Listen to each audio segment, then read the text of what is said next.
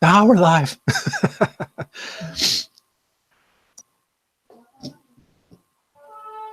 All right, we just got the notification. We are live. Hello, everybody watching this in the future, because I don't think anybody's in here right now. Sam and Derek here. We're doing a live stream today. Derek Daniel from lifeaftersightloss.com. Thank you very much for joining me today. So happy to be here. Yay. So real quick, I'm going to, before anybody else gets in here, I'm going to open up the actual video.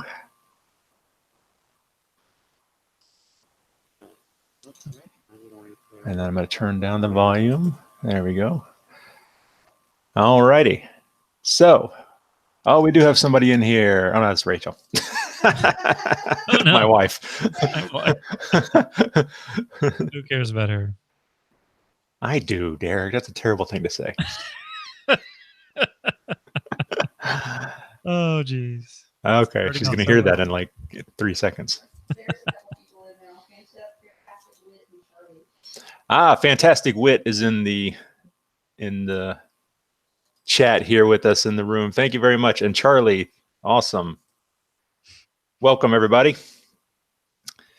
I am getting my window set up here, and then we are going to get going with this. There's somebody in the chat named That Blind Guy. That's confidence right there. I thought we were all that blind guy. Boogie Woogie Barbecue. Man, some of these YouTube names are awesome. You guys are very I would creative. never come up with Boogie Woogie Barbecue. That makes me think of like eating like pulled pork and doing like a dance in the 50s or something. Like I think 80s, but yeah. Boogie Woogie. I think Boogie Woogie is like, I think of Electric Boogaloo. Really dating yourselves, aren't we? Yeah. Okay, well, let's get started, Derek. So the topic of today's live stream, and then we'll have some time here at the end to answer some questions and chit chat. But today's topic is mainly transportation. This was a question posed to me by someone in an email, wanted to get my thoughts about it, and I thought that would make a great topic for a live stream with Derek. Transportation. So, Derek, what do you think? Where should we start with this? Well, I think for the visually impaired person, the blind person, the most common form of transportation is our feet. Like that's what we use to get around a major majority of the time. Mm-hmm. So I think talking maybe just kind of a general topic of O&M, things of that nature might be a brief. And obviously we're not O&M instructors, but kind of talking about some of the things we use when we go out and about with our feet. Okay. Well, I am a sometimes cane user. I've made plenty of videos about that I use a cane mainly for identification more than anything else. I don't have any central vision, and I have poor depth perception. So my vision is really bad at night or in dusk or dark areas. So I use it more in those situations, but most of the time it's just to kind of test out the curb or the step that I'm getting ready to step down. How deep is that step? I've mentioned before, if I'm walking on a sidewalk and there's a manhole cover, I don't know. I can't tell if the manhole cover is raised, and it might catch my foot and I might trip. So it's those little things that I test out. But having only peripheral, I tend not to run into things. I can see, the things around me. So I'm very fortunate in that regard, but I mainly use that cane for identification. Let everybody else know that I can't see well. If I bump into you, this is why. This what I'm holding right here explains why. And Derek, you're kind of similar, right? I am similar. I have similar vision, I think, to you, Sam. I don't have any central vision. I have only blurry peripheral vision, and I am a cane user. The problem I have is I try to use my residual vision way too much. It's like Mm. I was telling somebody the other day, like I summon all the powers of vision I have left to kind like, with my powers combined. I'm Captain Planet. Like I summon them all and try to get around, and it's not always beneficial because I will miss a curb or bump into somebody, things like that. So the cane is definitely for identification purposes, as you said, and Mhm. finding those curbs, those steps, those depth changes. And as you mentioned, the depth change. Sometimes there's signs on, like, let's say like a Walmart floor. There'll be like an advertisement, and I will walk around them because I'm like, I don't know how tall this is. So I do that quite a bit. But yeah, I definitely use the cane. I'm in the process of not using the cane, but maybe that's another story for a little later on. Yeah, well, we'll talk about transportation. Maybe we'll touch on that. So, did you do any formal O&M training, extensive training, or well, I know you did because you at one point had a guide dog, and so you Mhm. had to get training with Mhm. cane training for that, right? Yes, I did. So actually, I lost my sight in the summer of 2001, and I was doing O&M August, September, October at that time, and I was cranking it out. The the O&M instructor was like, "I've never done it so fast," and so yes, I did get O&M training, and some of it's natural, like following a curb or learning to get objects for land. Like what's the word I'm looking for? Like places where you can remember. Okay, here's a big wood. Landmarks. Landmarks. There we go. I was Yeah. going to say landscapes. I was like, that's not right. It's painting. So getting landmarks and things like that. So yeah, I definitely had O&M training. I could probably always use more, but I've tried to keep up on it as much as possible. Yeah, because there's those little things like when you're standing at a curb, you're supposed to hold it in front of you at a certain angle so that drivers can see it, and those are those little things that if you don't use it that often, you don't use it, you lose it. So it's probably a good idea to get a refresher every now and then. Yeah, I did. I had a refresher a few years ago, and I totally forgot about that. I just held my cane out in front, and she was like, "You need to bring your cane back in." And I was like, "Why? What's the problem? Like this way, the cars won't run over the cane." And she's like, "No, they will run over the cane, and it'll be snapped in half." And then so I was like, "Oh, okay, I got it." So yeah, definitely that holding it at like sort of a 45-degree angle, kind of in Hmm. front of you, and I was like, "Oh, okay, gotcha, I can do that." So yeah, refresher course always beneficial. Yeah, yeah. So then we not being able to drive, most of us, I've never been able to legally drive. I've had to walk a lot of places. Like it just growing up and in my teens and then adolescence and all that. It was just a normal thing. You walked everywhere you needed to go. What about public transportation, Derek? What do you use or have used in the past? Public transportation. I've used buses and in different points in different places, buses and subways and trams and things of that nature. It's not one of my favorite things, not because I've had any issues, but because typically public transportation is a lot slower. Hmm. You catch a bus and you've got to ride it around and stop, and so you got to plan a lot of time on the bookends of your day, which again isn't bad necessarily, and especially if you live in an area where public transportation is close. Me, I'd have to walk to a bus stop pretty far away, but yeah, I've used the bus, and it always has served me pretty well. I have found that anytime you use public transportation, being your own advocate is really important because sometimes we rely on the announcements for where the streets are or the bus driver or something like that. And they're just not always great about it. I'm not knocking bus drivers or anything like that. It's just, they don't have a lot of blind people ride the bus constantly and unless you're in a specific area. So they're not always thinking about it. So it's important to remember where you're at, and that O&M training can actually come and really in handy in those moments as well. Yeah, and don't be afraid to ask if you That's right. need help or need directions. Just ask somebody. Mhm. Do you have you ever gotten like the free bus pass, or does your city, town have that available for the visually impaired? They have something like that. I believe it's actually more of a discounted pass that you have. Hmm. And so in my area, we have the regular public buses that you take, and then they also have I can't remember the name of it in my area, but it's basically a different bus that will come to your house or come to your location and pick you up, and that you have to have a different card for, and it's like so much per ride and something Hmm. of that nature. So there's that kind of difference. But yeah, I think we have a discounted rate where instead of paying, $1.50 or whatever it is, you pay 85 cents or something. So Yeah. Yeah, I in our town we have what's called the Red Cross Wheels program, and it's exactly what you just mentioned.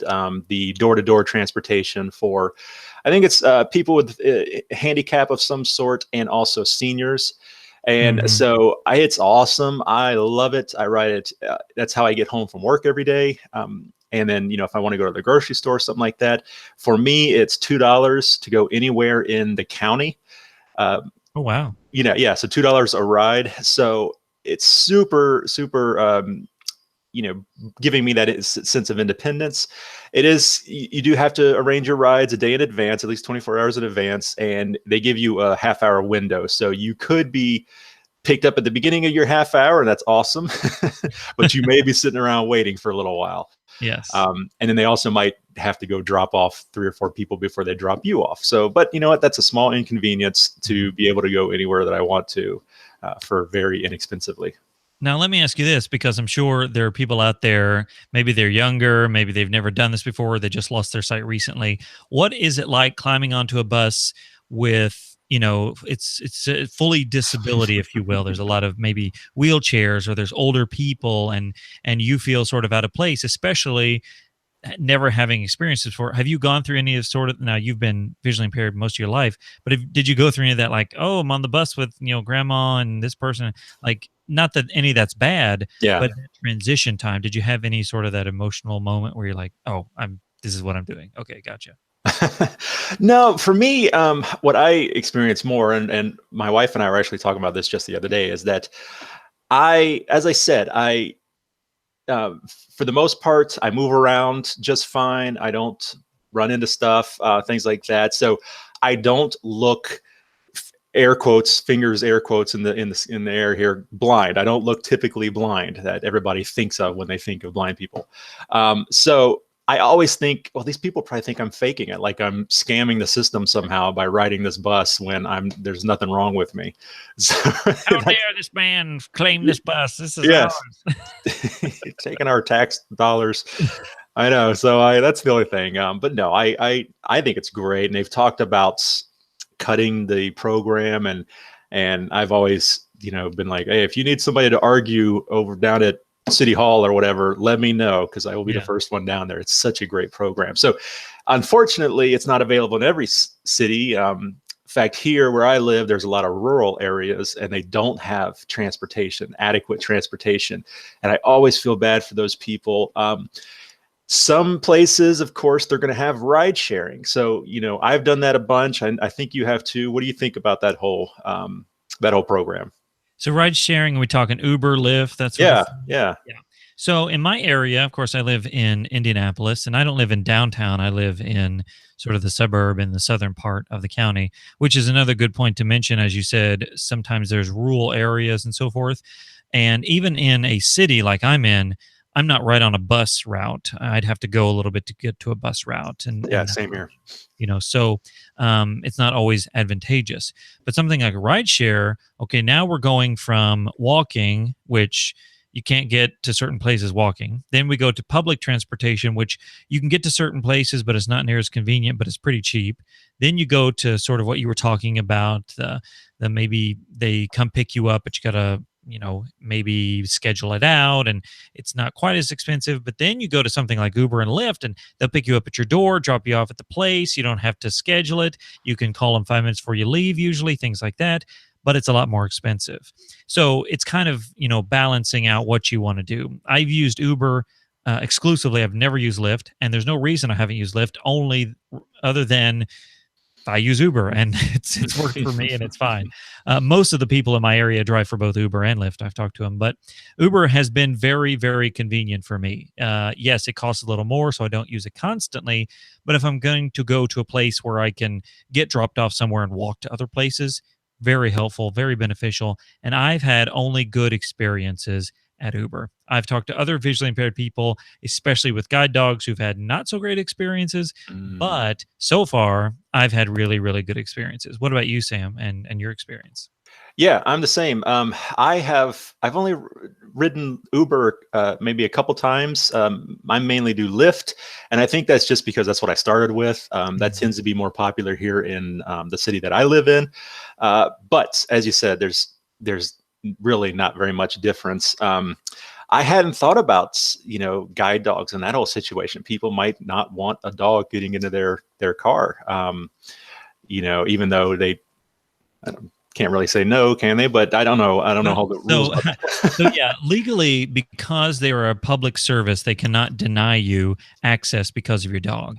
However, if the person has a religious, issue with Mhm. it, if they have allergies, something of that nature, what they're required to do, at least this is what they're supposed to do, they're supposed to come to your place, wherever it is, your house, wherever they're picking you up, and wait with you until another Uber shows up and can take you if they don't have an issue.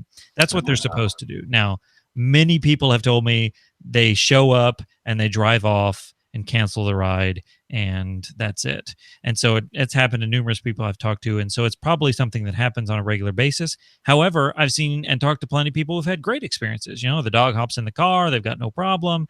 They help Yeah. them in. It's a wonderful experience. So it really just depends on your area and what happens. But yes, legally, they are not allowed to turn you away, just like restaurants, the mall, any public place that offers public service cannot turn you away.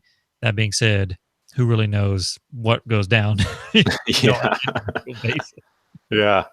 But yeah, that makes sense. I didn't even think about like allergies and things. Yeah. But I haven't. Yeah, I haven't had any problems with Lyft. I've actually had mostly really very positive. Usually they're super friendly, and you sit Mhm. there and have a really great conversation on your way.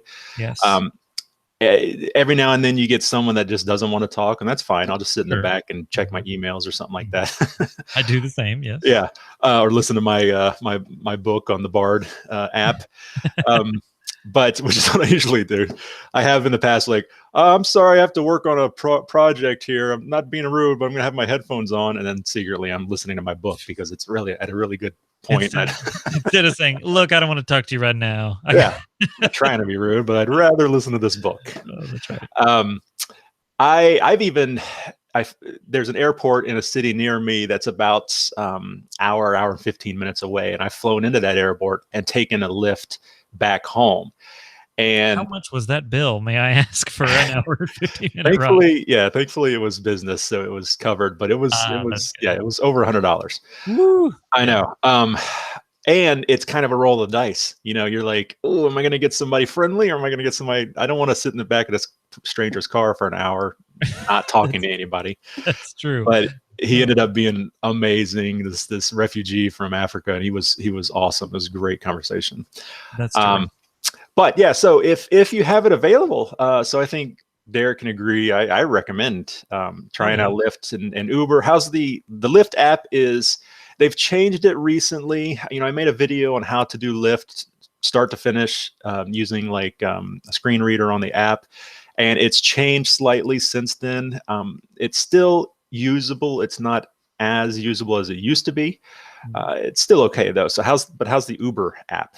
Well, for those of you using an iPhone, which immediately triggered half the audience, the Uber app on the iPhone is super accessible.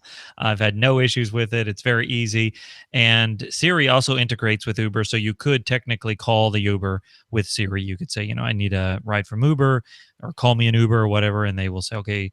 I haven't used Siri personally because I think with Siri it just calls it, and then you have to tell them where you're going or whatever. So I like to go in there, pick my destination. I know how much it's going to cost and all that sort of thing. So yeah, Uber, the app is fantastic on the iPhone for sure. Good, good.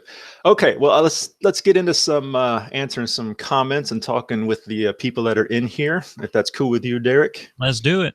So I think this one's a real challenge. Kelly said that she finds it hard with her kids to get transportation because her kids are still in car seats. She has 3 kids in car seats. Oh, yeah. Could you hear that, Derek? Yes, actually, so I have a 13-year-old and a 9-year-old.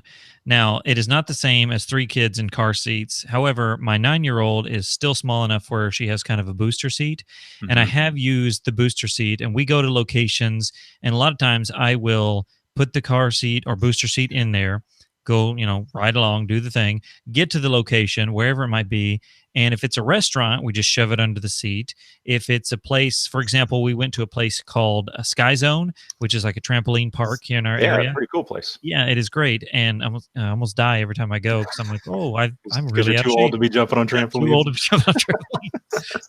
But I had them put it behind the counter there, and they'll usually places are pretty good about that. So it's definitely doable with, and this was with Uber as well. So it's definitely doable. However, it is a challenge with just that booster seat. So with something like a 3 kids in Yeah. car seats, that would be sighted or not. That would be a challenge for sure. Yeah, I definitely need to add some time on to sit there and get it all strapped into the car and, and get it all secure before you head out. And it really depends on what kind of vehicle you get, because let's say, for example, you've got a car that's coming to pick up between 1 and 4 people. Well, technically you have 4 people, but those car seats are going to take a lot of space. So if you get a van, you'll probably be okay. If you get a small sort of sedan or something like that, they may not fit, and you just never know what you're going to get. So I think that presents its own challenges in and of itself. Yeah, definitely. Okay. Mark said, congrats on the article about you and the other VIPs. And he told Derek, thanks for the podcast. Yeah, thank you, Mark. Mark was congratulating on the article. Yeah, if you haven't seen it, Wired.com did a piece on blind YouTubers, and I was thankfully included in that, and I appreciate all that, and everybody sharing it on social media. It's really great. It turned out pretty good. It did. I was reading through it. Somebody shared it, and I was reading through it. And of course, there were, James Rath and Molly Burke. And I was like, okay, moving on. And then it was like Sam C. was like, Sam! I know. And out real big. I was like, I know that guy. So I thought that was really cool because, and I'll just say this, and not to toot Sam's horn or anything, but I think with our channels, especially yours, we really are sort of niche focused. And not that James Rath and Molly Burke are bad people, but James Rath is a filmmaker, and that's kind of his bent a little bit, talking about visual impairment. Molly Burke's almost lifestyle kind of stuff as well, which again, neither one of them are bad. I'm not bashing them. But Sam, your channel, it's very niched focus on helping people with visual impairment. And I think to get quoted amongst them, no matter the subscriber count, is a really, really cool thing. Yeah. I was very honored to be included. Rachel and I were talking, my wife Rachel, I don't even think it doesn't seem like they even talked to Molly. I think they just kind of got some info from her channel, and I agree. Yeah. Didn't have any quotes. But I know she was been in Italy recently, so maybe she was unavailable for the interview. Yeah, she's super traveling lots. I've seen videos where, taking a guide dog on an airplane and yeah. So she's been out of the country. Okay. Someone earlier, when you guys were talking about walking, had asked why you don't wear the glasses, and I think they mean like the wearables, and you might want to touch on the safety of that. Yeah, someone asked why I don't wear the glasses, and I think maybe they're talking about while walking and traveling. None of the glasses are recommended for wearing while you're walking or while you're moving around. Maybe Cyber Eyes or Orcam, they say that's okay, but Iris Vision, New Eyes, Geordie, any of those that eSight, any of those that cover up your sight, impair your sight there, they don't recommend walking and moving around while wearing them. So that's why you wouldn't wear them. It's just not safe, especially something like Iris Vision. You're completely closed in. In my house, in familiar areas, I do it all the time, or at my job, but I know where, I'm familiar with that area and that location, so it's not a big deal. But I still run into doorways and things doing that because it's magnified, and so it cuts off it messes up your depth perception even more than mine is already messed up. So yeah, that's it wouldn't be recommended. Yeah, I think it would really throw off your orientation, because of it brings those things close. Like if you were looking for a stop sign, well, the stop sign might be really close, but you're not really close, and so now all of a sudden you're like, am I back far? And I'd be moving those things up and down all the time. So yeah, I think I couldn't do it. Yeah. So someone asked about riding a bicycle. I do have a bike. I made a video about, I think I even did the clickbait, how a blind person rides a bike or something like that. And I have a bike. Like I said, my peripheral is still good, so I don't run into things. I can see, if I'm not going super fast, of course, I can see the parked cars before I get to them. I cannot ride on a sidewalk though, because I cannot see the branches of trees that might be hanging down low. So I have to ride on the street, and I just use my ears a lot. I'm always listening for traffic and cars around me. And I do it in familiar locations, like in my neighborhood, where I know it's a nice wide street. I'm not going to run into anything. There's not people walking on the street that I'm going to run into. The person in the comment mentioned going to the park, and yeah, I've done that. That's great. Those biking trails that are nice, wide, paved biking lanes, those are really good. You just have to be careful of walkers and people on with strollers and things like that. But for me, where my vision is, I still can do it. I used to ride scooters and mopeds when I was younger because I couldn't get a license, so I got a scooter. And there's no way I would try that now. My vision's much worse than it used to be when I was doing that. And that's kind of a bummer. I love doing that. Mm-hmm. Yeah, I've ridden a bike numerous times. I live in an area right now where we're back in a subdivision, and we have a cul-de-sac, and we can go around. So there's hardly any through traffic. So I'm able to ride around with my kids. We just kind of ride around the block a little bit. And it's, the old saying, it's kind of like riding a bike. It is kind of like riding a bike, My balance throws me off a little bit, but I'm still able to do it, and stay up and that sort of thing. As long as I get going, at a steady pace, I can stay up. I don't ever do it in a place where there's going to be a lot of people, and the reason for that is I feel like I couldn't stop quick enough if something was coming. And, now I will say that my wife and I have ridden a two-seater bike, tandem bike. And that was interesting. You think you're just going to get on and ride, it's going to be great. Well, there's a lot more behind you, and my wife is driving it, and she ran us into a curve numerous times. But once you get the hang of it, it's pretty good. We down in downtown Indianapolis, there's the canal, and you're able to walk and ride along it. And so that was actually a lot of fun. Not something we would probably do on a regular basis. We wouldn't buy a tandem bike necessarily, but it's something that's definitely worth giving it a shot if you have the chance. I could split up a marriage trying to cooperatively work a bicycle. Yeah. Are you pedaling? Yes, I'm pedaling. I'm turn the thing, but yeah, it's like putting up Christmas lights. Or it's like one of those boats that you have to pedal. It's like, you're not pedaling hard enough. Oh, the paddle boat. Yeah. We actually have a little lake pond thing behind our house in the subdivision, and we inherited a paddle boat with the house. So we take the paddle boat out on the water, and with my wife and I, it's not too bad. We're pedaling, whatever. Well, then my 9-year-old little girl is down there, and she hardly can reach the thing, and I'm pedaling the entire thing. I'm like, oh, there's a huge difference between having two adults versus one adult in this thing. Yeah, it's a lot faster with two, but that's all right. At least I'm able to get out and find the dock and things like that. So it's a lot of fun. Yeah, and your legs have never looked better. That's right. Getting nice and toned. That's right. Okay. Any more comments? Yeah. James asked if either of you have ever traveled overseas, and if so, what was public transportation? Could you hear that, Derek? Yes, I've been to Kentucky. Does that count as overseas? That's the state I live in, and some of the parts do count as being in another world. No, I have never traveled overseas. The closest I've been to Mexico, but that's as close as I've been to out of the country. So I want to go to Europe. I would love to go to Europe, but as of now, no, not been there yet.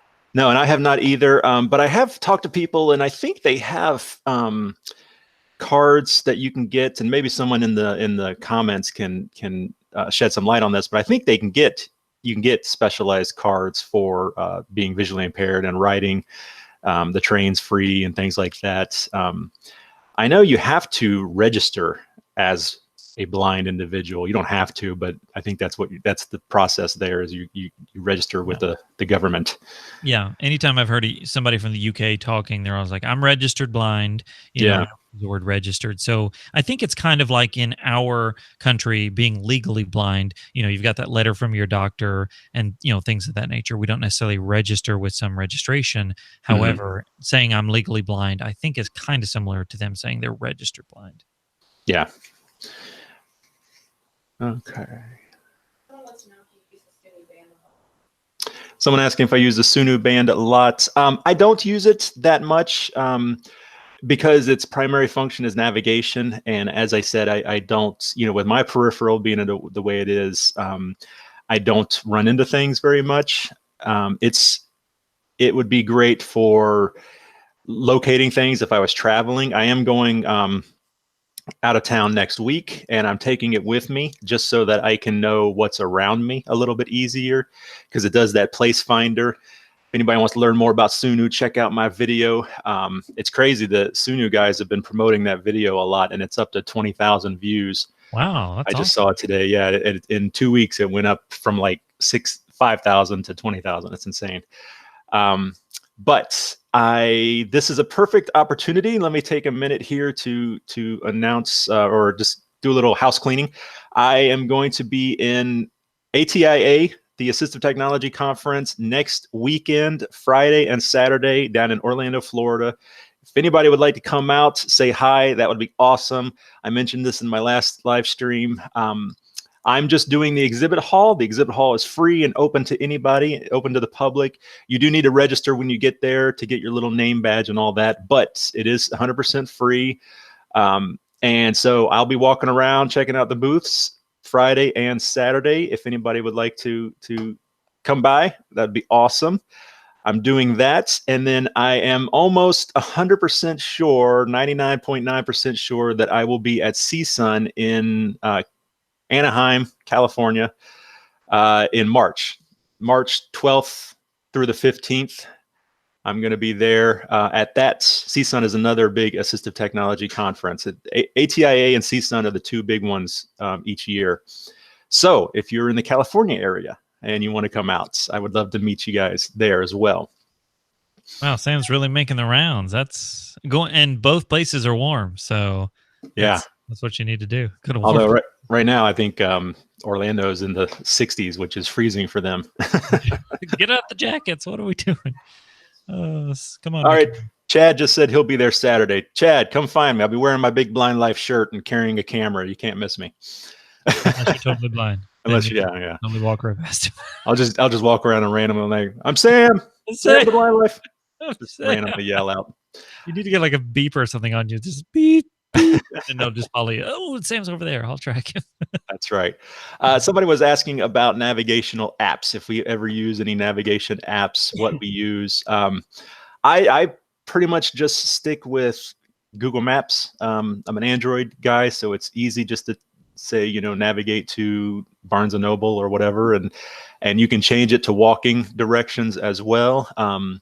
I know, what is it, Blind Square? Blind Square. Mm-hmm. Blind Square is a good one, but that's iOS only. So, Derek, you want to tell us anything about that?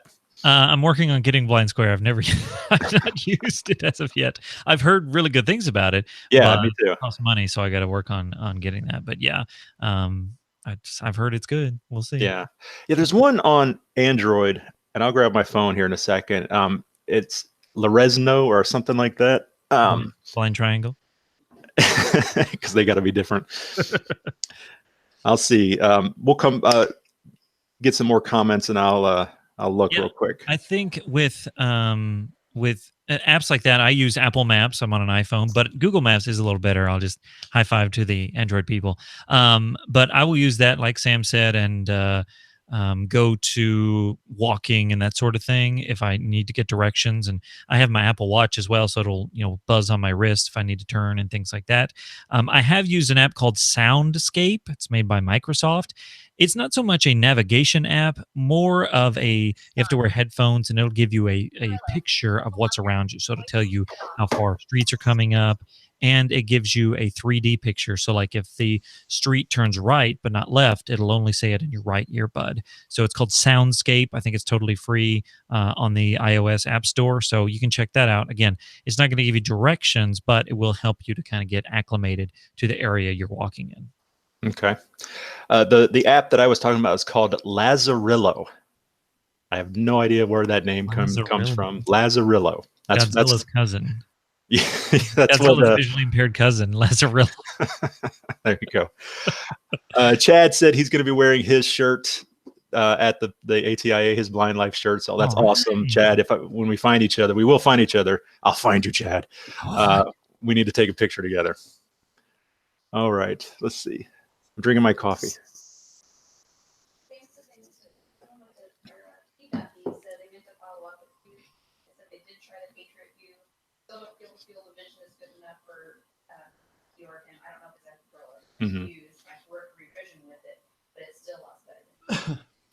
Yes, yeah. Could you hear that, Derek? no, I'm sorry, I missed that. P. Duffy says that they've tried the Patriot viewpoint and it is better than eSight, but still doesn't think the field of view is wide enough for his peripheral to utilize. And yeah, I agree.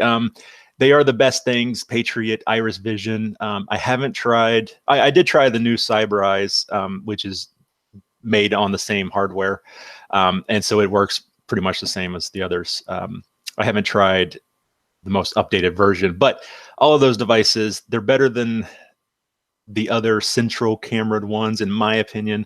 But a much larger field of view would be awesome.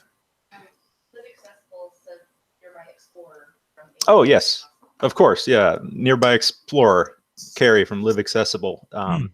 Totally forgot about that. Yeah, that's on Android and iOS. Works great. Especially if a location is set up for it. In fact, ATIA down in Orlando, the convention center is already set up for Nearby Explorer, so you can use it 100% inside. It's an indoor and outdoor navigation app. Works really, really well. So, if you're walking around a convention center, for example, it'll tell you, men's restroom is on the left and 30 feet, that sort of thing. Nice. Yeah, or through airports, it'll tell you the Cinnabon is to your right.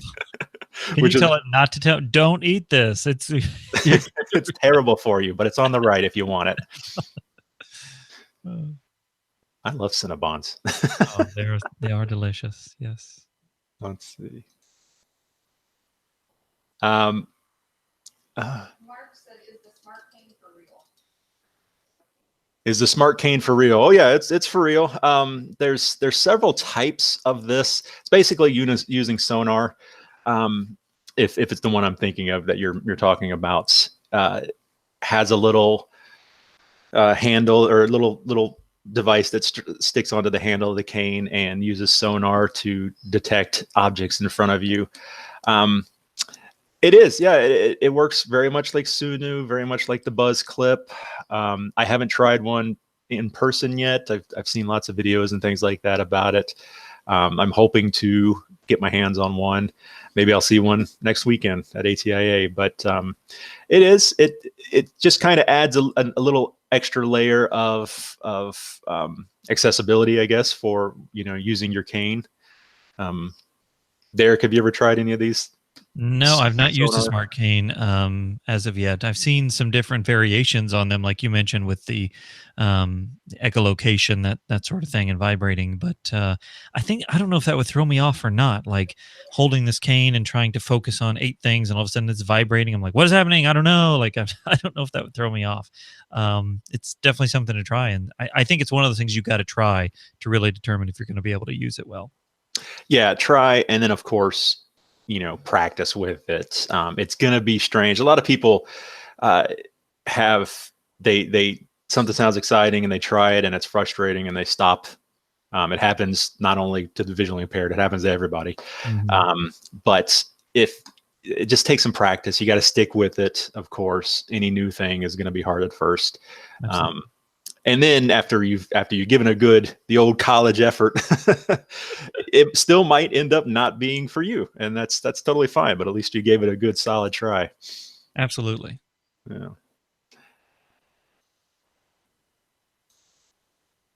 So, Derek, do you want to talk about guide dogs as transportation? Yeah.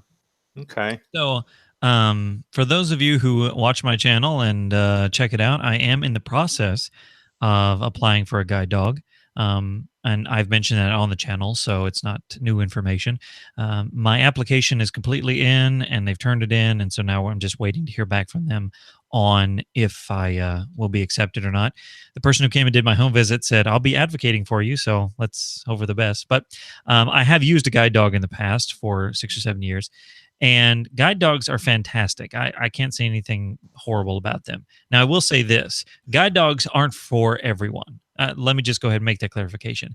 If you don't use a guide dog, it's not like using a cane is the step to then using a guide dog. That's not the case at all. Some people love their cane. Some people are just, happy with it. They love holding it up in the corner and being done with it, and it does them well. Some people like using a guide dog, and that's okay too. So I want to make that clarification.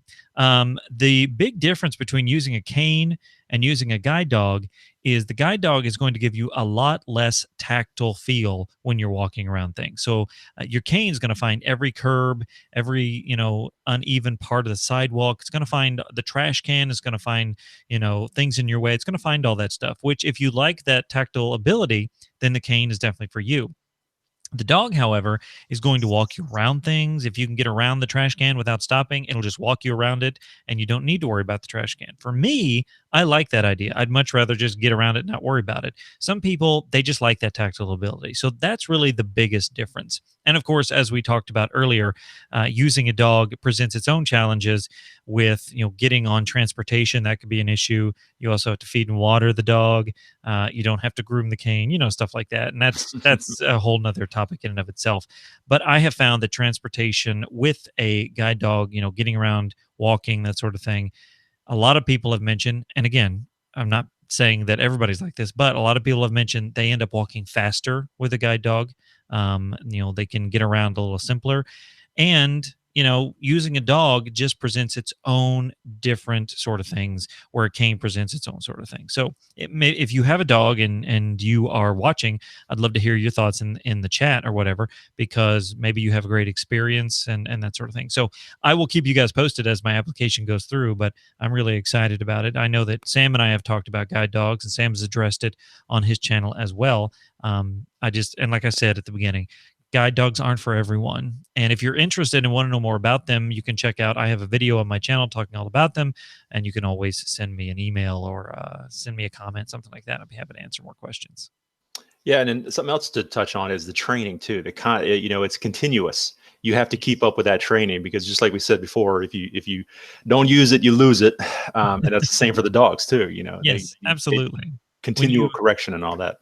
Definitely. When you go out and you get the dog, typically at most places, there are a couple of schools that don't do this, but most places will have you come to the facility and train for 2 to 3 weeks, maybe even a month, something like that. But then when you go home, you got to keep up that stuff. So it doesn't automatically know where every door is or every chair is, or whatever the case is. So you are not only the handler in the sense of using it as a blind person, you become sort of a dog trainer yourself. Now, you're not a dog trainer and you're not going to train it to do all these weird tricks, but you're going to constantly be helping it and encouraging it to find the pole, find the curb, stuff like that.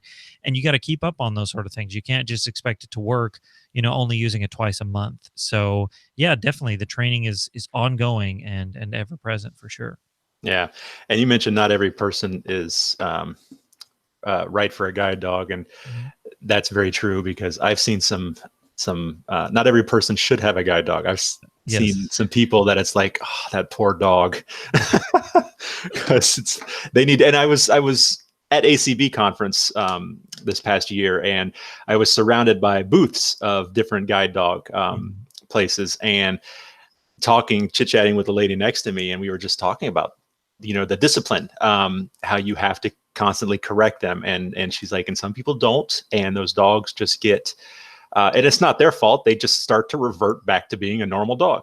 Sure. And but then some people are just so rough with their dogs. And I even saw her have to go and correct somebody and basically like, no, that's not the right way to discipline your dog, and it's like, it'd be embarrassing to be walking and somebody come up to you like, hey, I'm from a dog school, you're busted. Like that would be bad. And I think too, when using the dog, there is such structure that you have to use. Like the cane doesn't care how you hold it, even though there's a certain way to kind of hold it, the cane doesn't care.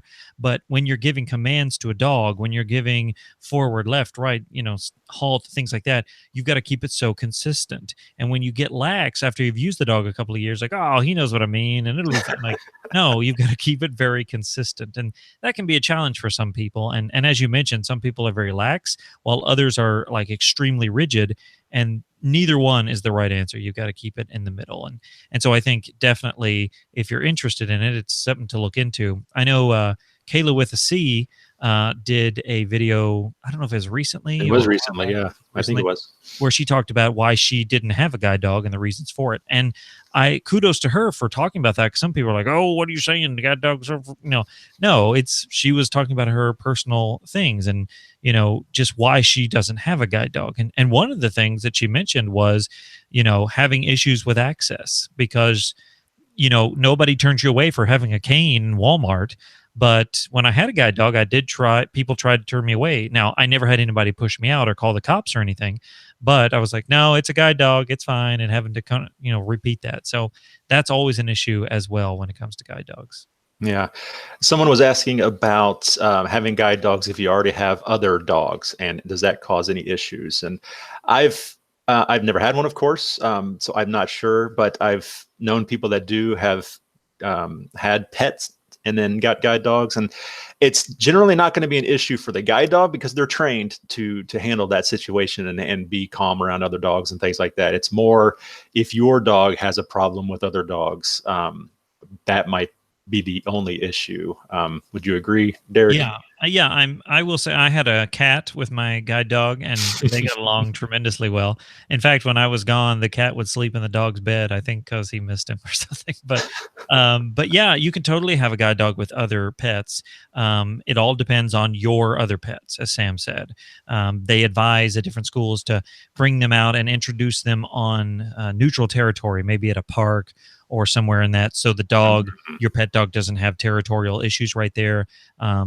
But at the end of the day, if you're committed to having a guide dog and your pet dog can just not get along with this guide dog, they say you may need to rehome that animal. Now, I don't think that's ever going to be an issue. I think for the most part, you're probably going to be just fine. You'll have a dog, you have a cat, you have, whatever, as long as they're getting along. And, it takes a little time. It's just like with anybody, it takes a little time getting used to stuff. And maybe the routine has to get used, because when you first bring a guide dog home, there has to be a little bit of time where your dog is on the leash, on a tie down, not roaming the house free, and your other pets are. So there's going to be a little transition period, but I would say 99% of the time, you're probably going to be just fine. So someone asked about Ira, if we use that, and I am currently trying to set up do a demo, but Derek is the Ira guy. He used it for a while. I did use it for a while. Yeah. Especially using it for navigation. Absolutely. Yeah. So I used Ira for about 6 months, 5 months, 6 months, something like that. And just spoiler alert, the reason I don't use it now is because it is very expensive. Yeah, it's right out the gate, and I'll just tell you that. And it's not big, and I don't think it's too expensive in the sense that it's like, oh, this isn't worth it at all. It's a great service. I will say that. It is a great service. Every time I used it, I had a great experience. Wonderful. As far as navigation with it, I used it getting around, walking, going through stores, things of that nature. And it was very beneficial. They would tell me, okay, turn at this place, or they could tell you if something was in front of you, something like that. So it was very beneficial, very helpful. I would go shopping and be able to find something on the shelf. Or if I was walking, they could tell you the street name if you weren't quite sure where you were. So it's very beneficial, and it depends on how you used it. You can use it as an app on your phone because it's a free app. They also have glasses that you can wear, and that is always helpful because it gets your hands free from holding the phone up. But yeah, I thought it was a really good service, and it provided all the things I needed, except it was very, very costly. And so I will say that they're working constantly to get more and more places to be access points and to be free.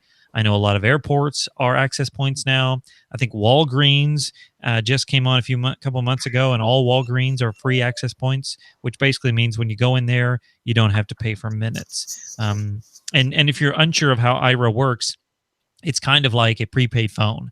So you get, let's say, 200 minutes a month, and you pay for that monthly allotment of minutes. And then when the minutes are out, you can buy, extra minutes or whatever. But that's how it's used. So, and that's how you would pay for it. Yeah, and let me turn off. There we go. I've used it. I've done 2 demos now. I have a hard time getting past the price. That's my biggest hang up for it. It is could be very useful.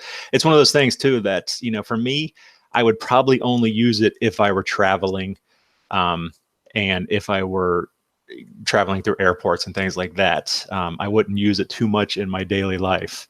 So for me, it just doesn't constitute the money. But I will mention that, as Derek said, it is a free app you can download, and it is free to use in Walgreens and Targets, I believe.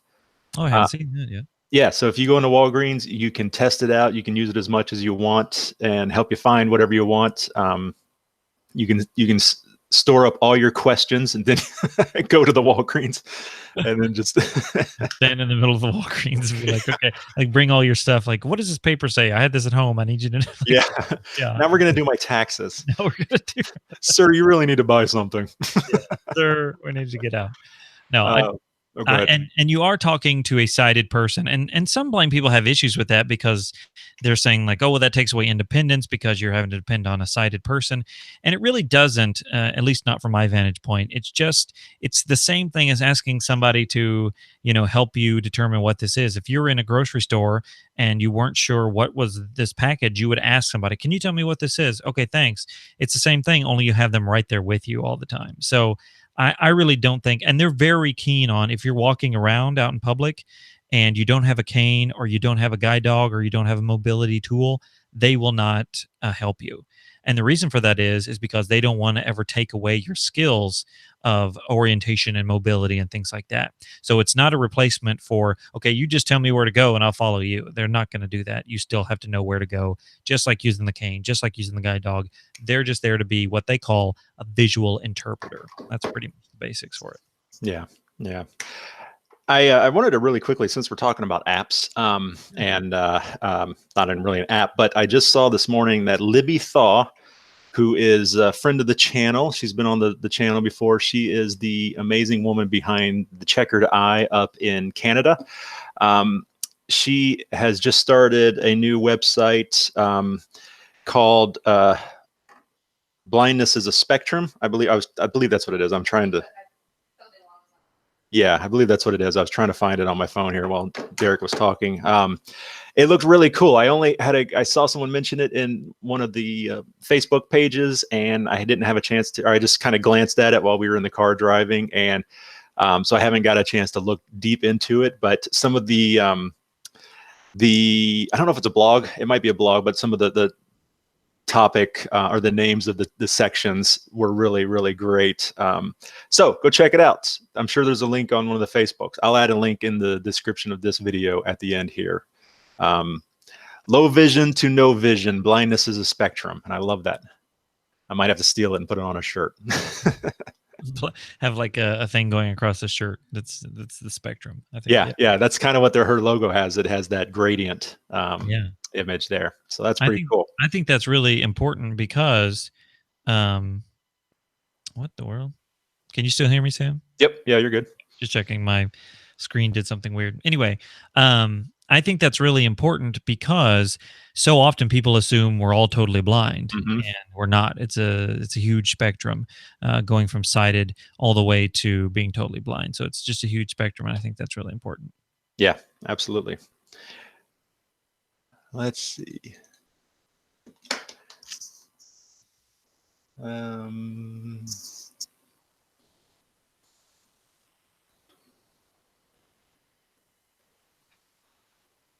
Someone asked about being able to add Nearby Explorer, add their office to Nearby Explorer. From what I understand, the way it works is they have to install the beacons in your location. So they'll put a beacon over the door for the women's room, and then they'll program it to say women's room, 30 feet on your left, or whatever it's going to say.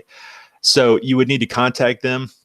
Nearby Explorer is brought to us by the great fellows and ladies, people over at American Printing House for the Blind in Louisville, Kentucky. Really cool guys, live pretty near me. So you can contact them and talk to them about getting your office or your building added to that. I think it would be pretty cool. Louisville Airport is one of the locations I know of. I fly through there quite often, and I haven't been able to use it yet there, but I know someone that did, and they said it's pretty cool. You can go right from the front door all the way to your gate independently. Nice. Yeah. James Fry wants to know if I've ever walked into a plate glass window. I think I have. There's one place here. There's this new, and I've talked about that. I have a hard time with floor to ceiling glass doors and things like that. I think I walked through our screen door and our back door. I think I did. But anyway, there's a shopping area here. It's an outdoor shopping. It's very hip and trendy, this new place. And they have these stores that it's like coming soon, storefronts and coming soon. And it has a picture, this like 3D illusion picture of the inside of the store. And many times we'll be walking along and I'll go to start walking into it. And they're like, no, that's a wall. You're going to like, oh, it looks like I could just walk right into that. Like, that's not cool, people. So yeah. I'm sure I have. I have done it. My friend has this thing in his basement. It's like a sauna, and it's made out of wood, but the door and all around it's got glass. And so my kids were playing around, they were going in and out and stuff. And so I wanted to stick my head in and say something to my daughter, and the door was closed, and I was like, just ran right into it. And my kids, even today, this was a year ago or whatever, my kids, they still laugh about that. I think it's yeah. I mean, just ran right into it, and I was like, what are you gonna do? Yeah, I think every blind person has a thicker than normal skull because of years of crashing it into things. Your brain's like, oh, protect us. Yeah. My wife Rachel added in a link to the Blindness is a Spectrum website into the chat. So if you guys want to get that right now, you can find that in there. And as I said, I'll add it to the description at the end too. Thank you very much for doing that, honey. She's my moderator. You can make people moderators. You know that, Derek? No, I did not know that. They can take care of the chat and do stuff like that. And neat. Yeah. You can also put people in timeout. I learned that recently. Ooh. Yeah. So if you put someone in timeout, they won't be able to comment for like 5 minutes. Sweet. I know. So watch it, people. Bringing the hammer down. Yeah.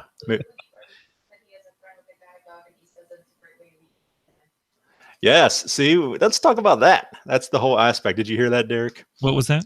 Boogie Woogie Barbecue says he has a friend who has a guide dog, and it's a great way to meet women. Yes, it is a great way to meet women. So I've got an interesting story about that. All right. I met my wife in high school, so this is not her. But when I was in college, I first had my guide dog was only with me. This was a couple of months into using him, and on the campus, I was walking, and this girl came up and said, "Oh, your dog's so cute. Can I pet him?" And I was like, "No, you can't pet him." And remember, this is one of my first experiences with this. You always hear about it, and I was like, "No, you can't. I'm sorry." She's like, "Okay." She was kind of like, whatever. Well, then that night, I'm talking to all the guys on my floor because the RA wanted me to tell, talk about your blindness, your guide dog, what should we do, what should we not do, that sort of thing. Well, I told this story like, this ditzy girl wanted to pet my dog. And I was like, haha. Well, it turns out one of her best friends is one of the guys on my floor. So he goes and tells her the story, and she comes and knocks on my door and is like, "Hi, I'm the girl that wanted to pet your dog." I was like, oh my gosh. Well, turns out she's the daughter of the superintendent of the School for the Blind in Indianapolis. So she actually had she was actually a huge benefit in that semester of college because it was the first time I'd been away from home, visually impaired, and she was so great. So yes, guide dogs are a great way to meet lots of people because lots of people want to tell you stories about their hunting dogs and stuff that they had 20 years ago and things like that. And so it can be a great way to meet people, especially people that you're interested in, for sure. Yeah, I guess if you don't like attention from other people, that's something to consider about that also. Yeah. I think she should have known better than to just walk up and say, "Can I pet your dog?" You can't pet my dog. Apparently not. She was No, I will. Like I said, she was great. She was so wonderful, but she was just like, I was like, whatever. No, but but no, she became a really good friend that semester and got me out and about. She was the first one who took me to a cafeteria in the school because I just didn't get out that much. I was very afraid, and I'm a Mhm. social person, but when you first lose your sight, sometimes it just shocks you. And so I didn't get out. She took me to the cafeteria. That was also the time my dog dove for some food on the floor and my tray went down at the same time.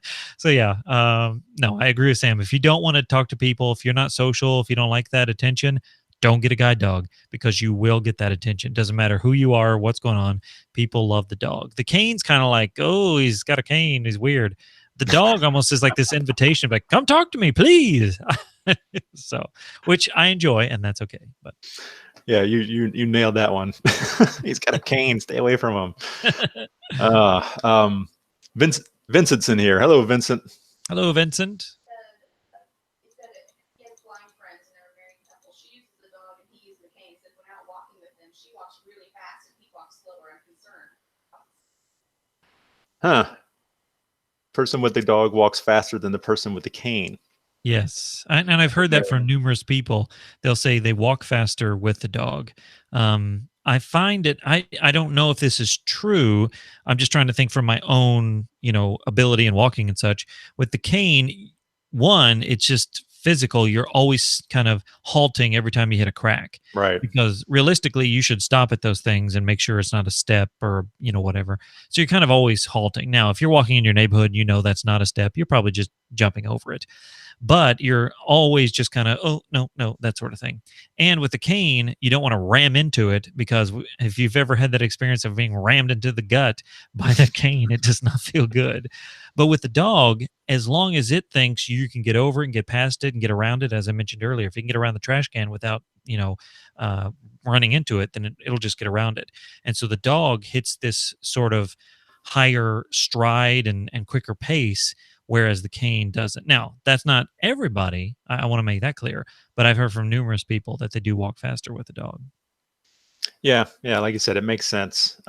Every time you hit something with a cane, you have to stop and adjust and investigate. And Right. the dog, I believe it was one of the people at one of the booths near me in ACB, one of the uh, guide dog establishments, talking about someone had a dog and they loved it, of course. And then for some reason, they went out without the dog to a like a Walmart or something, and they just took their cane for whatever reason, and they walking along, and they never realized how much junk and obstacles were in the hall, in the walkways, the aisles of Walmart, because the dog just weaves all the way around them, and she never even realized until she took the cane and she actually physically felt them all, and she was amazed. Absolutely. Yeah. Yeah. One of the big moments is walking through a crowd, not even a big crowd, but let's say you're walking down like the mall and there, is a decent amount of people.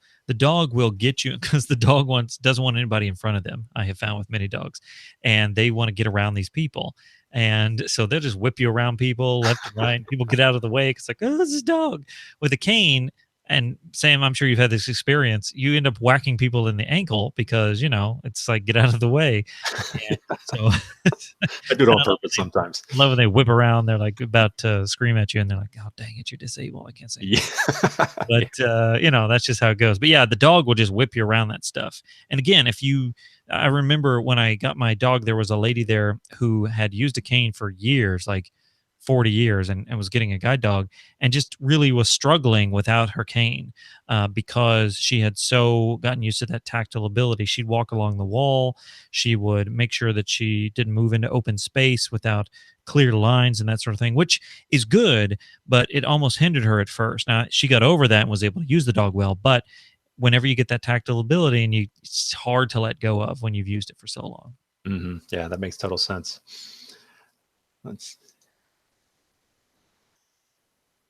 Well, that's awesome that you guys are all in here chatting away. Does it say how many viewers we have right now? 40 is what I saw a second ago. 40. Living Festival asked if either of you had heard of Mediate Vision. said they're developing an app for blind people to locate trash cans, doors, etc., and you just pick which one you're looking for. Mediate Vision. Have you heard of that? Mediate Vision. I have not. No. I was contacted through email a couple months ago by some people in some other country. I don't recall where, but they were developing an app that would be able to detect edges for people with no vision at all. And I told them, yeah, that'd be great. I'd love to learn more, and I need to follow up on that. They never really got back to me. So they said Mediate Vision would help find like trash cans and doors and things like that. Yeah. That's what Live Accessible was saying. Well, I think that would be a challenge because, I mean, if I think of a trash can, I can think of right now probably 10 different looking trash cans. Or something that looks like a trash can. Or something that looks like a trash can, right? And doors, that might be pretty simple and basic, but Yeah. sometimes I think with these apps, and this is just me ranting for a second. Sometimes I think it's like, we're going to build this app, it's going to do this, and we're going to build this app, it's going to do that. And we got 75 apps, and it's like none of them do all of it, obviously, because sometimes one app doing it all, it'll just suck and won't do any of it good. But then you have these 75 apps, like I need a trash can. Hold on, let me pull this out. Trash can. Okay, now I need to know where I'm going. Okay, this app. I think it's a challenge to figure all that out, and I don't know. We'll see how it goes. I'd love to use it and see if it works. That'd be fantastic because there's many a time where like, where's the trash can? And that'd be helpful. Yeah, it sounds very similar. When I was at ACB, I went to an Android session, and they were talking about this new feature on the Google Pixel phones that is very similar to that. It's I don't know how it'll work, but they want you to wear the phone like in a shirt pocket facing out, so the camera is always looking in front of you. Mm-hmm. And I'm like, yeah, because that's how I always carry my phone. Because that's the kind of shirts I wear. Yeah, or on a lanyard around my neck. But then the camera could identify what you were looking for. So if you were looking for, like the example they showed was a lady was laying down and she was doing crafts on like a blanket or something, and she couldn't find her scissors. And so the phone told her where her scissors were because that's what she was looking for. And I couldn't really understand exactly how the phone knows what you're looking for. It's just a real quick demo that they do it's just a PowerPoint video that they're showing. So I couldn't even see it. I was just listening. But it sounded kind of cool. I really would like to try it out. Of course, I go up to him like, hey, I'm Sam from The Blind Life. Here's my card. I'd love to check it out sometime. And he's like, okay, yeah, I'll put it with the pile. Oh, okay, thanks. Great talking to you. Doesn't your wife use a Pixel? Yes. So she just got one a couple months ago, and I haven't. She got the Pixel 2, which uses the same operating system as the Pixel 3, just hardware that's different. So I need to investigate that. I don't know if it was fully released the way they were talking about it. It was, still in development maybe, but sounds very similar to this thing. I think a lot of those things are computer learning, where they find a picture, and probably with trash cans it'll be the same, but you find a picture of scissors and then they race through the database of what scissors look like, and then they're scanning, and this is all happening in nanoseconds. They're scanning that place and they're like, boop, there's scissors, and they're like, to your left 2 feet or whatever, because that computer figured out those are scissors. So in some regard it could really work if it's very basic, simple things, that scissors and chairs and trash cans and stuff like that. When you get into weird stuff that it doesn't know what it is, that'll be the challenge. But I think it's a great it's just like with seeing AI. Seeing AI doesn't always get it, but it does a really, really good job. Yeah, Live Accessible just had a good point about Siri and OK Google integration, to where you just say, OK Google, find my scissors. No, I'm not talking to you. Shh, I'm glad I'm wearing headphones right now because my house would be going nuts. I know, my phone just clicked on, and then the Google Hub in the other room. I don't know how to help you right now. It's because I'm not talking to you. I'm not talking to you. Someone was asking the best cities or best areas to live if you're visually impaired. They currently live in Panama, and they're thinking about moving back to the U.S. I live in a city that's a college town. It's probably it's pretty decent size. We have a bus system. We have cabs, although the cabs are kind of dying out, I think. We have Uber, Lyft. And but it's still, we don't have a subway. We don't have anything like that. It's not a big city. I went to New York a couple months ago. We're going back in a couple months. And I think, you know, how Casey sees it, lived in New York for a long time. And I think that would be great. The transportation options in a big city like New York or Chicago would be awesome, I think. Yeah, I would think if you're moving to the States, be close to a city, you know, a city that has decent transportation. Now, any city is not going to be perfect. So, you know, obviously there's going to be challenges. But if you can have, for transportation purposes, yeah, a bigger city is going to be helpful because it's just going to offer you more opportunities, you know, with subways and buses and cabs and Uber and things of that nature. It depends on what you want to do. But if you're looking for transportation, that would be a really good place to do it. And maybe I know there's a lot of, you know, the West Coast kind of has that Silicon Valley feel, you know, so maybe the West Coast might be good as well. It really just depends on what kind of weather you like. If you want it to be warm, not the Midwest. Don't That's right. And then of course, if you like crowded streets and things like that, maybe the big cities wouldn't be the right choice either. Yeah, if you're not interested in like that. those, yeah. Absolutely. Okay, let me see.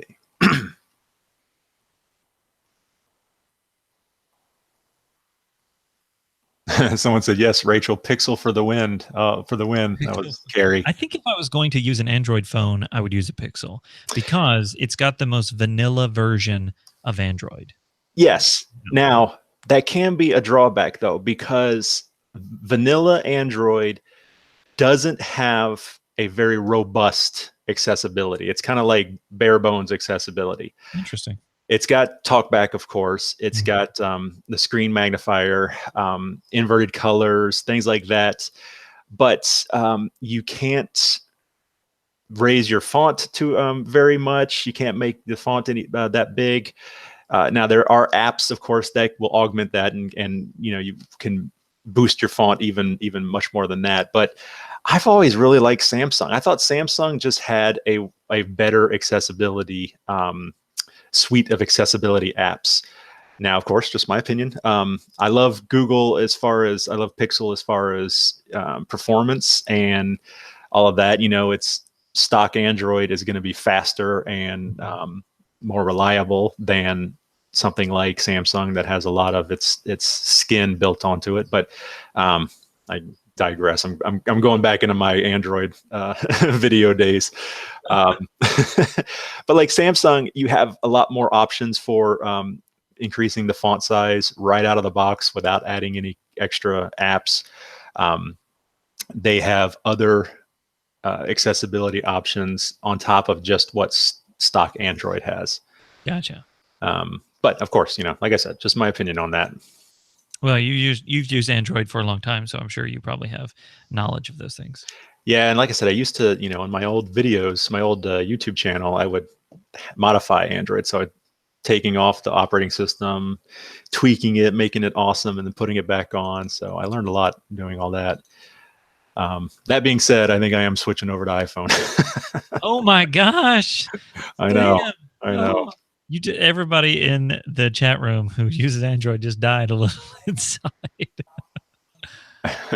Carrie yelled at me in the last live stream because I said that.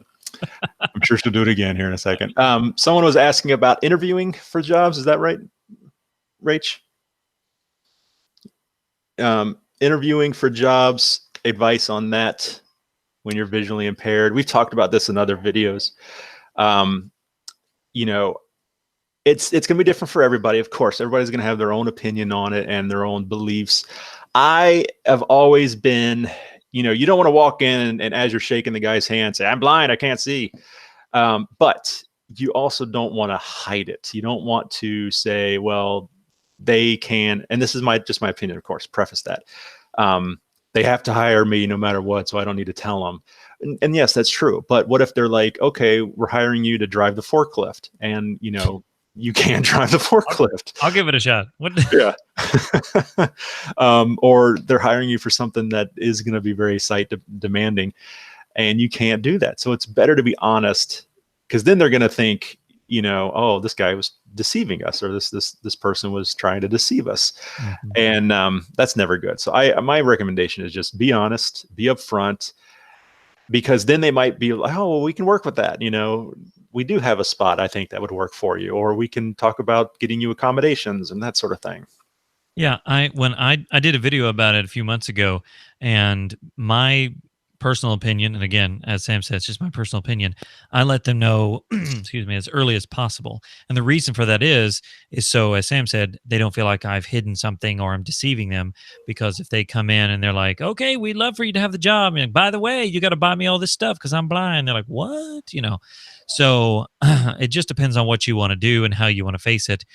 For me, for example, I did a job interview a few months ago, and I let them know up front. So when I came in, they weren't surprised, and I had to do some, let's say, office stuff using a computer and things of that nature. And I was able to show them, actually they were using Windows, and so I was able to show them it has a magnifier built in and stuff like that. And they were like, "Oh, that's really cool." So the interview went really well. I don't think, honestly, the sight loss wasn't even a major issue. Now, I didn't get that job because there were some other things going on, but for the most part, it was just about me being confident, that sort of thing. So I would say my best advice is to do normal interview. Be prepared for a normal interview. Then the sight loss stuff can just be something you tag on. Go in with confidence. Do your research on what the job will entail. Try to be calm and everything in the interview. And then when they bring up sight loss, just make it as boring as possible, because honestly, it really is. It's just part of your life, and make sure that they know that, and don't try to hide it, because I just don't think that would go over well.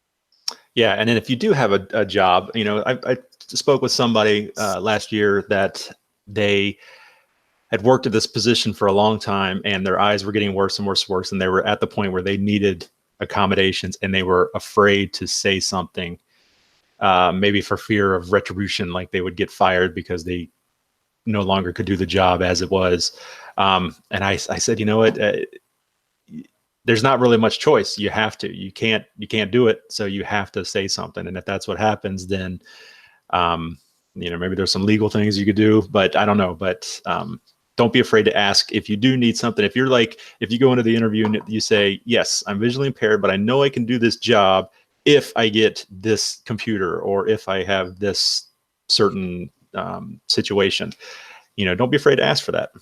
Yeah, and really be your own advocate in that moment, and don't expect them to know what to do to help you. Do your research and say, what am I going to have to do on this job? Now, you may not know everything before you go in, but as much as you can. If you know it's going to be, let's say, a secretary kind of job, well, you're going to have to do computer work, you might have to do filing, you might have to whatever. And so, okay, that means I need a magnifier, or I need a braille reader, or whatever. And go in and show them, hey, I've already done some research, and these are the things I would need. And I think that shows not only you have a firm grasp on the sight loss stuff, so they don't have to, but it shows that you're, ready to go. And before the interview even started, you've already done some work. So you're a hard worker already right out of the gate. And to Sam's point, I think you do have to say something, because I'd rather say something and them go, "Oh, I'm not sure," than to keep doing my job and failing because I just can't do the job anymore with the accessibility stuff I have, and them go, "Hey, you're falling behind. What's the problem?" Yeah. I'd rather be honest and upfront. Yeah. Because then you look incompetent or something. Yeah, absolutely. Someone asked about Windows, how to increase the contrast in websites and things like that. Nowadays, everybody has this very muted colors. The text is gray on the white web, in the white awful background. Everybody's going with the minimalistic style. There isn't a ton you can do as far as the websites. You can try, inverting the colors on your computer. I always recommend getting a good monitor. If you're using, like I use a TV, but it's not just some cheapy one, no-name brand that I bought from Walmart. It's an actual Samsung. It's got really good blacks. The color contrast and all of that is really good. And so you can go in and tweak all that. So you can go into the settings and boost the contrast if you want, boost the saturation, that sort of thing. And you can also do that on your computer. If you have a computer with like a graphics card, you can go into the graphics card controls and increase the contrast and fiddle around with all the colors there. And that would help all around globally on your computer, not just in the websites. Chrome, I know, has themes and things that you can also change. It won't really affect the website that much, but it will help with some things, the menus in Chrome and things like that. Derek, do you have any other suggestions? I don't use a Windows, so I'm not sure on that. I know on the Mac you can invert the colors, and for 80%, 90% of the websites, it does just fine. And I like to put it on a what's that, hotkey or shortcut? There we go. That's the word. Yeah. Shortcut. I just click it and it goes back and forth. So for example, some websites like YouTube, I know, has a dark theme that you can turn on. And so when the website pulls up, it's got a black background, but the videos are all right there, and it's got white text and things like that. So some websites may be already built like that, but yeah, I think there's definitely ways to do it. It's just, as Sam said, with them building websites this way now, being very minimalistic, that gray text, I hate that gray text because it's like even inverted, it's hard to see. It's like, thanks a lot. Yeah, and they always go with the super thin font. Yes. Oh, it's very nice and modern. It's elegant. All righty. Well, I probably should wrap it up here shortly. Rachel's phone's about to die, so she can't handle the comments for us anymore. How dare you, Rachel? Well, Boogie Woogie, I'm looking at you, Barbecue. Thank you very much for jumping in here. Live Accessible, all of you guys. Thank you very much for dropping by and hanging out with us for a little while and talking in the comments. As always, keep the conversation going. If you want to, in the comments of this video or any of our videos, definitely you can keep that conversation going. And be sure to go check out Derek's channel. Derek, you want to get a little plug in? Oh, yeah, I'd like to plug it in, please. I'll fill time while you find the button to turn off the broadcast. I know it is. So you can find me at lifeaftersightloss.com, and that has all my YouTube videos, my podcast, which I just released a new episode of last week, just a few days ago, talking about 5 cliches that you'll probably hear when losing your sight. Some of these cliches I've heard, and if you haven't heard them, I'm sure you will soon. So you can check that out. You can check out my YouTube channel. It's called Life After Sight Loss as well. So I've got a couple of new videos coming out next week, and so it should be a lot of fun. But if you want to know anything else and get in contact with me, I love hearing from all of you guys. I try to answer every email that I can. If you want to do that, you can send me an email, Derek, D-E-R-E-K, at lifeaftersightloss.com, and I look forward to hearing from you guys real soon. Yeah, and of course I'll have links down below. What was your most recent video about, Derek? I just did a video about FlickType. Yes, that's what it was. Yeah, it's a keyboard on iOS. It is a separate app that you download, but you can use it in other apps. And so maybe I'll do a live stream about that at some point and just walk through it and answer questions and things like that. But it's a really cool keyboard because instead of having it, the letters and such on there, which you can, mine's blank, and you just hit where you think it is, and it gets it like almost every time, unless it's some weird word that it's never heard of. Like if I'm spelling CV, it doesn't know it doesn't know what that is. So I have to manually type it in. But once I type it in, it knows it and remembers it. And so it's a really great app and a really great keyboard. So check that out. Yes, I really enjoyed that. I thought that was pretty cool. I might have to, if I do jump ship and go over to iPhone, I might have to look into that. Yes, come to the dark side. No, it's good. And it is available on the iPad as well. Depending on your size of iPad, I don't know how beneficial it is, but it is available on the iPad if you want to test it out. And they do have an Apple Watch app, so you can type on that. And I've used it. I don't use it a ton because I just dictate, but I have used it, and it does work very similarly. So you could type it out and have a little keyboard there. I even see some mainstream people using it because it's an actual keyboard instead of having to dictate everything. So it's pretty beneficial. Cool. Awesome. All right. Well, thank you very much, Derek, for hanging out with me for a little while. And of course, thank you to everybody else who took some time to join us today. Once again, so because I'm going to be traveling next week, I won't have a video next week. I will probably do a live stream from ATIA, give you guys a real quick glimpse of what it's like in the exhibit hall.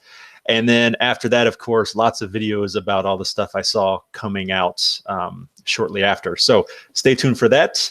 Of course, if you have any questions, let me know in the comments down below. If you like the video, be sure to hit the like button. Helps out the channel. Head on over, check out Derek, give him a big old like as well. And that's about it. We will see you guys next time. Let me find the button. There it is. All right. Bye-bye. Bye.